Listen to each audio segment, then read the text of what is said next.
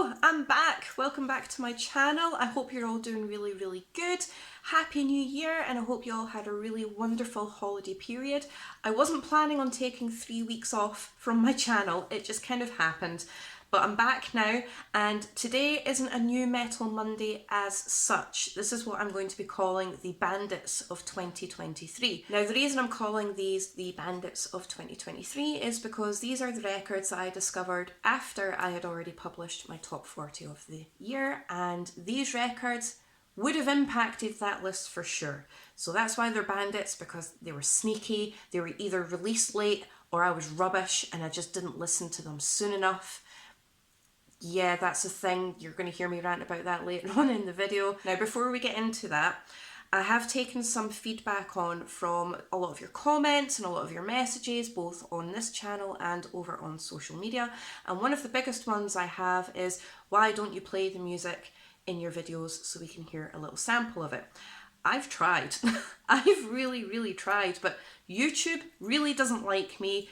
YouTube likes to throw copyright things at me whenever I try to do that, and it's not fun. I am aware that there is a creator library that allows you to use some music in your videos, but that seems to be only available in America, and I'm not there. I'm in the UK, so unfortunately I can't put the music in my videos because YouTube gives me a row for it. However, what I am going to start doing is, when I'm recommending an album to you guys, I will be picking one track that is my all-time favourite track from that album, and I will be linking that track in the description box below, so you don't have to go off and search it for yourself. You can just take the link from the description box, and hopefully at some point I'll be able to figure out how to put music into the videos that doesn't involve me getting into trouble. So basically this year I really want to work on the channel and bring the best content for you guys. I'm looking to constantly improve, so if there's anything that you want me to do, anything that you would like to see other than my new Metal Mondays, top 10s, album rankings and my history stuff, let me know in the comment section below. I do have a couple of other ideas swimming around in this weird head of mine as well, but we'll have to see how this pans out, because I have all these grandiose mad ideas and they're great in theory, but in practice, that's a different story. But anyway, I have prattled on long enough, so I have 5 brand new albums that I want to recommend to you guys. So all of these albums were from December 2023 and before that as well, and there's one album in particular that I'm really annoyed that I didn't listen to sooner, because I love it. I absolutely love it, and I'm so annoyed about it. But anyway, I'm just going to crack on. Okay, so first up on my list here, I have Varra with The Crimson Temple, and it's the 7th studio album from the Greek black metal band, specifically the Hellenic black metal sound, which I absolutely love, and this album is no exception to that whatsoever.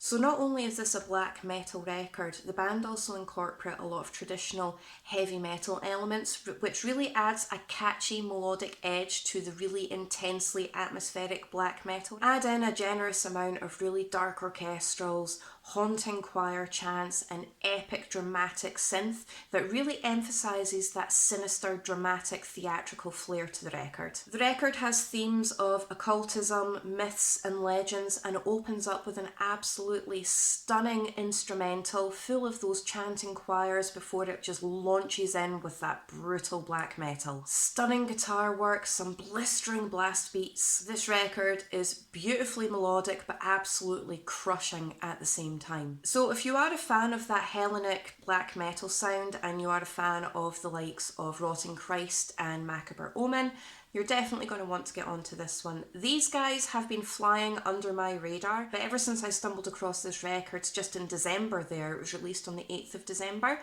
I went into a deep dive on this band and I absolutely love them. They're fast becoming one of my favourites, so check it out. Now, if I pronounce this incorrectly, please forgive me, but we all know by now that I'm not very good at pronouncing things at the best of times, but my favourite track of this record is Constellation of the Archons. Now, this is a slower track. It's got a very commanding presence about it, a lot of that dramatic flair with the choirs. It is an evilly thunderous track, absolutely dripping in dense atmosphere. And it has a distinctly melodic, very catchy guitar moment throughout as well. It slows right down at the middle section before it soars into an absolutely amazing solo. I loved this track. But like I said at the beginning of this video, I will be putting the links for these particular tracks in the description box below, so you can go and check them out to see what I'm going on about.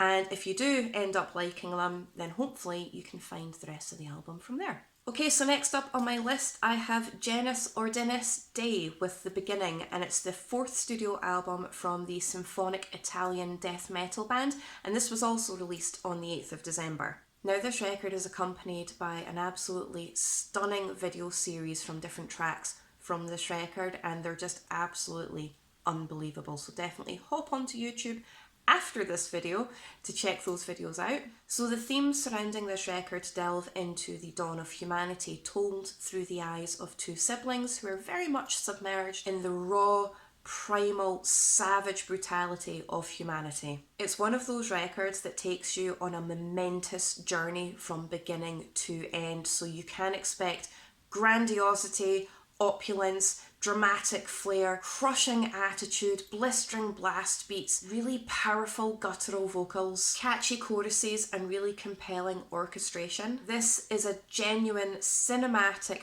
masterpiece. Intricate guitar work, symphonic flair, and a good balance between those blistering blast beats and rhythmical drumming. The breakdowns in this are really cool as well, and it knocked my wee socks off. It really did. This is an incredibly heavy record and I absolutely loved it. So if you are a fan of the likes of Septic Flesh, Cataclysm, Words of Farewell, definitely get on this record and go and check out the absolutely stunning music videos that come along with this too. A standout moment for me on this record was definitely the Divine Order. You've got some audibly heavy bass lines, and I really enjoy metal when I can hear the heavy bass lines throughout.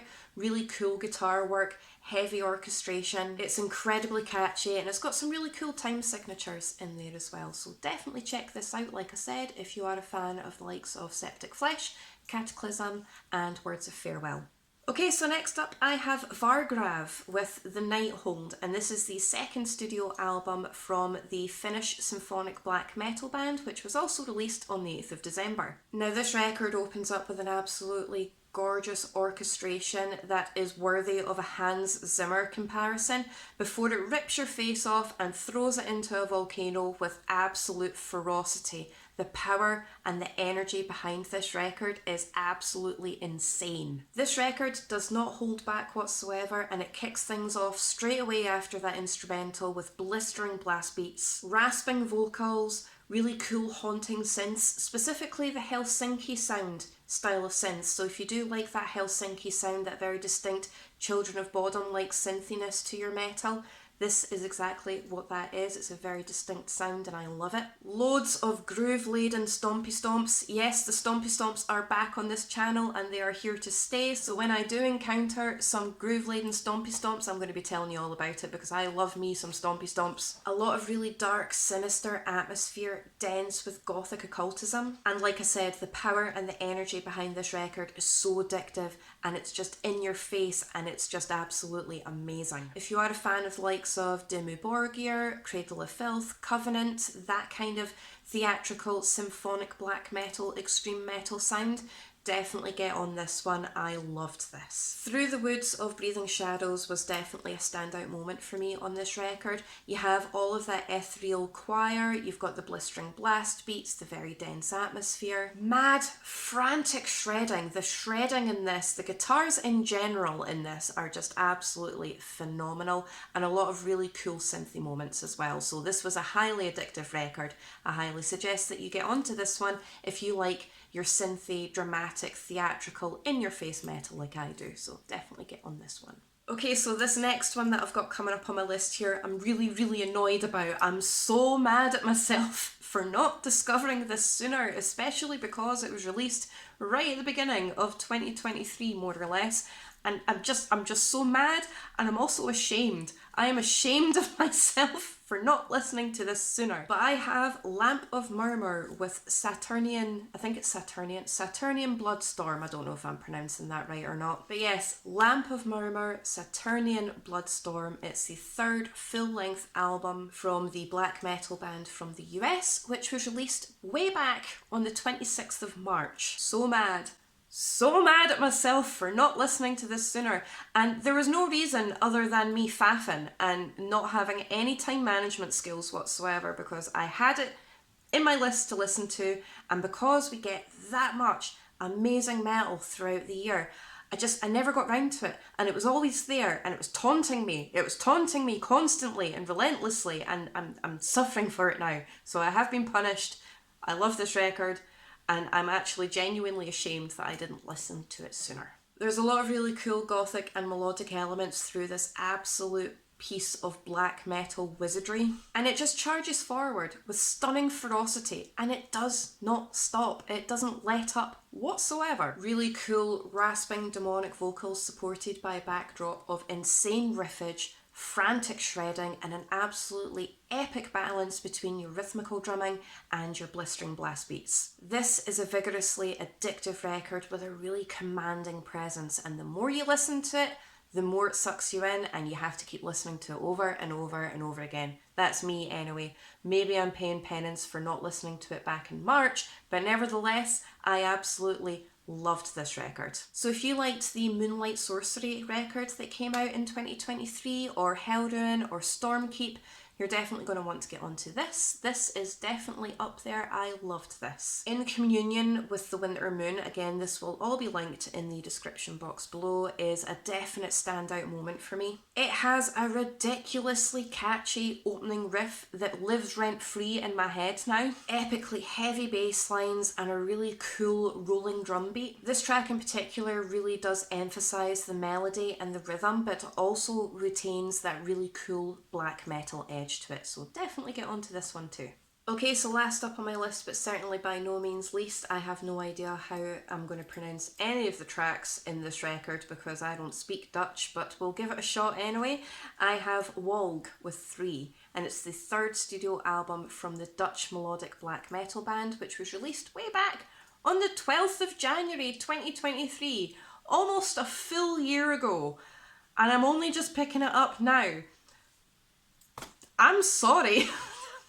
I'm so sorry. The frantic energy and the intensely demonic scream that greets you following the very short intro knocked the wind out of me. I was completely blown away by this record. This record is incredibly dark and intense. The melodic touch to this is incredibly addictive, and it has an absolutely fantastic balance of deep demonic guttural vocals and otherworldly melodic clean vocals that are borderline chanting, and it's just absolutely stunning. Plus the accompanied whispering vocals adds that extra layer of dense atmosphere that really adds to that dark, sinister, evil kind of vibe. Blast beats everywhere. We love blast beats on this channel, so I'm not entirely mad about this, but the blast beats in this are just everywhere. Really intense riffage. This is a brutally tense, atmospheric record, and it's amazing stuff. It's amazing.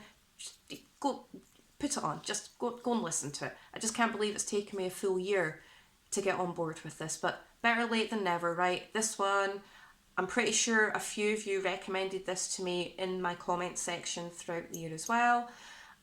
Like I said, better late than never, right? So if you are a fan of the likes of Old Man's Child and Dimmu Borgir again, you're definitely going to want to get onto this one. Zeelandlied.